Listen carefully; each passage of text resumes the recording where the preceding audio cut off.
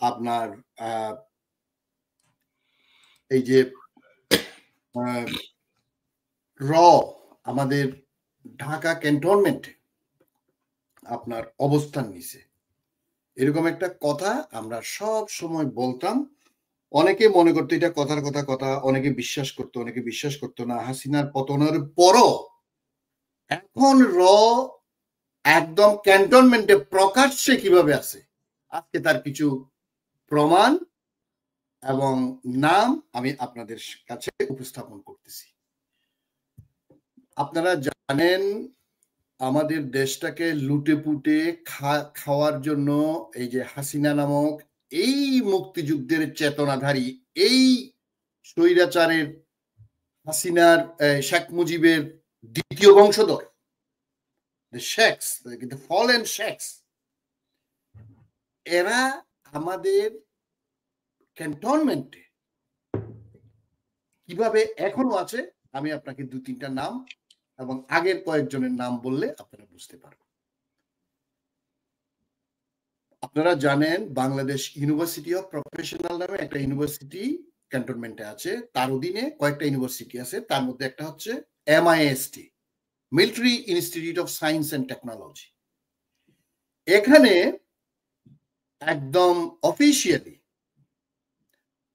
আপনার ভারতের কিছু কর্নেল, কিছু গ্রুপ ক্যাপ্টেন, কিছু লেফটেন্যান্ট কর্নেল, কিছু স্কোয়াড্রন লিডার মানে এয়ারফোর্স এবং নেভির অফিসাররা এখানে আপনার ফ্যাকাল্টি হিসাবে কাজ করছে।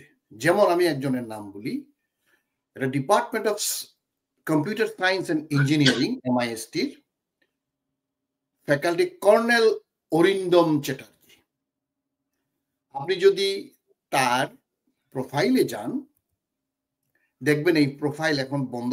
3 দিন আগে কিন্তু এটা ঠিক ছিল। আমরা যখন এগুলা ঘাটাঘাটি শুরু করছি, এটা করছে কি এগুলা আপনার আস্তে আস্তে ওদের ইয়েগুলা বন্ধ করে দিচ্ছে। আরেকজন আছে আপনার গোপী কৃষ্ণা, আগের জন কর্নেল অরিন্দম হচ্ছে সিনিয়র ইনস্ট্রাক্টর, আবার উনি হচ্ছে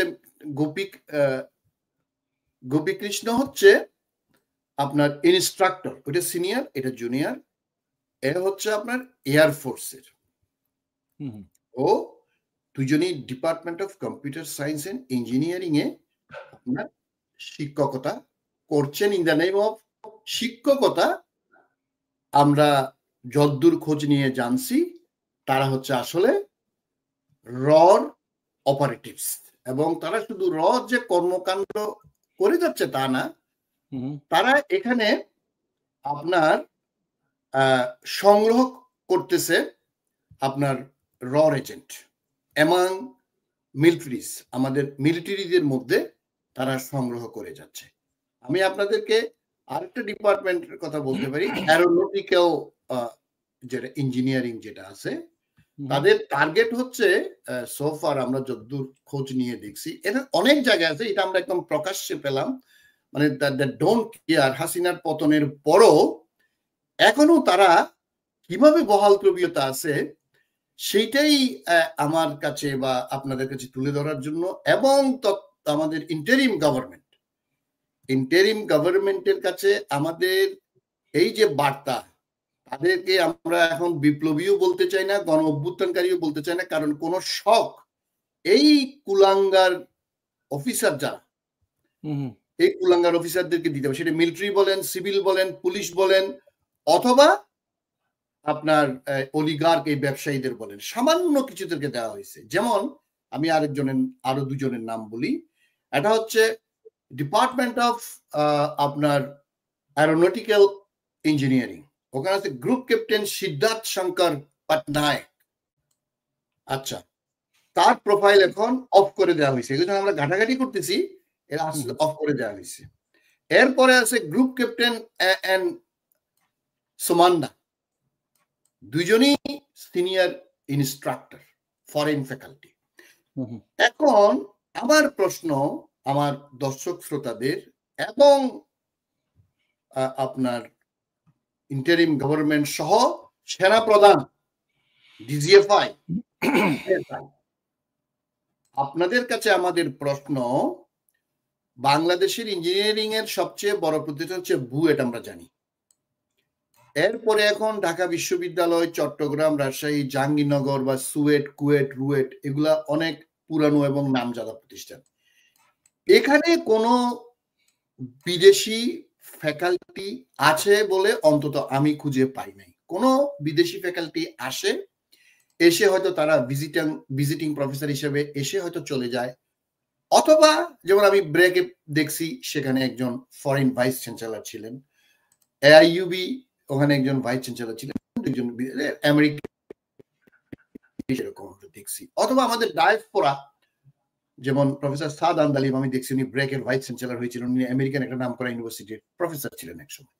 কিন্তু ভারতের মানে অ্যাক্টিভ সেনাবাহিনী এবং বিমান বাহিনীর কর্নেল লেভেলের অফিসার আমাদের এই মুহূর্তে 4 জন অথবা 5 জন, আমি 4 জনের নাম পাইছি আপনার। এখন তারা in the name of faculty তারা এখানে অ্যাক্টিভ আছে with all their facilities and activities.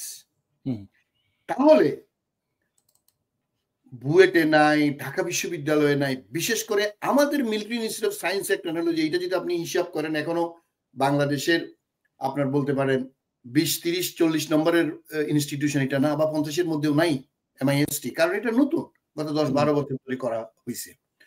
এখনো পর্যন্ত এই এজেন্ট গুলা, এই ভারতের কুলাঙ্গাররা যারা আমাদের সমস্ত কিছু ডিস্ট্রয় করছে হাসিনার মাধ্যমে, এই শেখের বেটি, এই ডিক্টেটরের মাইয়া, ডিক্টেটরকে দিয়া এখনো পর্যন্ত আমি স্ক্রিনে দেখাচ্ছি, এটাই বলতে চাচ্ছিলেন আপনি? জি জি জি, এই যে দেখেন গ্রুপ ক্যাপ্টেন সিদ্ধার্থ শঙ্কর পটনায়ক, এই যে ডান সাইডে 4th নম্বর, তারপরে নিচেরটা গ্রুপ ক্যাপ্টেন এন্ড সোমান্না, আপনি দেখেন এরা দুজনই গ্রুপ ক্যাপ্টেন, মানে কর্নেল লেভেলের অফিসার। এটা হচ্ছে অ্যারোনটিক্যাল, আমি যেটা দেখেন এটা অ্যারোনটিক্যাল ইঞ্জিনিয়ারিং এ তারা সিনিয়র ইনস্ট্রাক্টর হিসেবে আছে। তারপরে আপনার আরেকটা যেটা দেখাইছিলাম আপনাকে, এই যে কর্নেল সিদ্ধার্থ, এই যে আর 2 জন দেখাইছিলাম ওখানে। তো এই যে আপনি দেখাইছেন এরা এরা এরা হলো আগের, আপনি যেগুলো দেখাচ্ছেন এরাও ছিল, এখন ট্রান্সফার হয়েছে। অর্থাৎ এখানে ভারতীয় এই বিমান বাহিনী, এখন প্রশ্ন হচ্ছে যে আপনার যদি সেই রকম রিসোর্সেস না থাকে, সেই রিসোর্স পারসন না থাকে, রিসোর্স না থাকে, তাহলে তো আপনি পাশের দেশ, বন্ধুর দেশ থেকে আনবেন না। না, তাহলে আমি যুক্তরাষ্ট্র থেকে আনলাম না কেন? তাহলে আমি ইউকে থেকে আনলাম না কেন? তাহলে আমার বুয়েটে আসলো না কেন? কিন্তু আমরা তো আওয়ামী লীগকে জানতাম যে তারা ভারতের বন্ধু সরকার। না, ভারতের বন্ধু না, ভারতের পাঁচটা গোলাম। আপনি ভুল বলছেন, আমি আপনাকে সংশোধন করে দিলাম। না, আমার কথা হচ্ছে গোলামরা তো করছে, গোলাম তো গোলামি করছে। এখন গোলাম যাওয়ার 3 মাস পর্যন্ত ক্যান্টনমেন্টে এই এজেন্ট গুলা কেন আছে? জেনারেল ওয়াকারকে প্রশ্ন, ডিজিএফআই চিফকে প্রশ্ন। আমাদের যদি ফ্যাকাল্টির দরকার হয় তাহলে আমার বুয়েটে কেন ফ্যাকাল্টি, বুয়েট থেকে ফ্যাকাল্টি আনবে? কি বুয়েটের থেকে বড় ইনস্টিটিউশন হয়েছে? ঢাকা বিশ্ববিদ্যালয়, চট্টগ্রাম, রাজশাহী থেকে, জাহাঙ্গীরনগর থেকে বড় বিশ্ববিদ্যালয় হয়েছে এমআইএসটি। সেখানে আমরা জানি বিভিন্ন বিশ্ববিদ্যালয়ের সাথে পাবলিক বা প্রাইভেট বিশ্ববিদ্যালয়ের চুক্তি থাকে, সেখানে ভিজিটিং অধ্যাপকরা আসে, ভিজিটিং টিচিং করে তারা চলে যায়, অথবা যদি পার্মানেন্ট কেউ থাকে থাকতে পারে।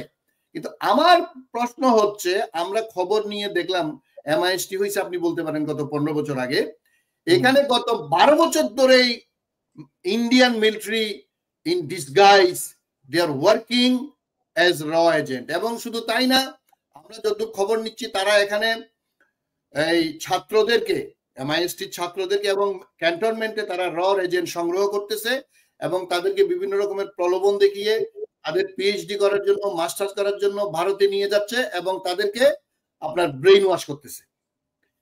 এই যে আমাদের ক্যান্টনমেন্টের ভিতর দেখেন, এটা একদম অফিসিয়াল, আপনি দেখেন তাদেরকে আপনি প্রকাশ্যে দেখতে পাচ্ছেন, অর্থাৎ দ্য ডোন্ট কেয়ার। আজকে এই যে ডক্টর মোহাম্মদ ইউনূসের সরকারের 100 দিন পার করলো, সেটা নিয়ে আমরা পরে ডিসকাশনে আসব।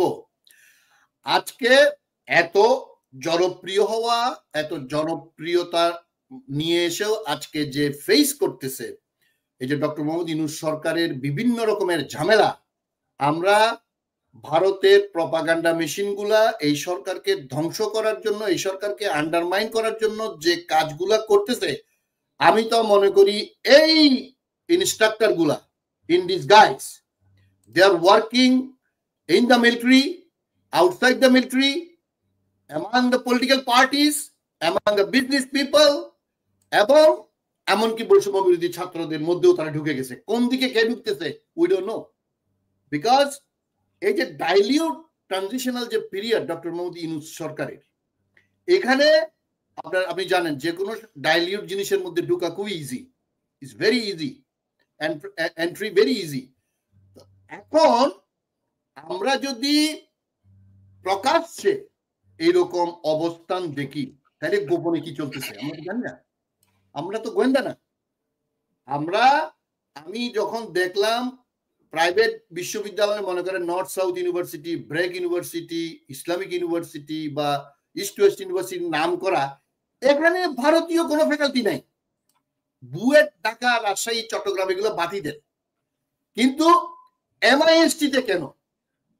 এবং তারা সবচেয়ে মজার কথা হচ্ছে, তারা যদি আইআইটির প্রফেসর হইতো কথা, তারা যদি দিল্লি ইউনিভার্সিটির প্রফেসর হইতো, আমরা হয়তো এজেন্ট বললেও তারা মিলিটারি না, they are active military, active air force official, তারা এখানে ইনস্ট্রাক্টর হয়ে আসতেছে।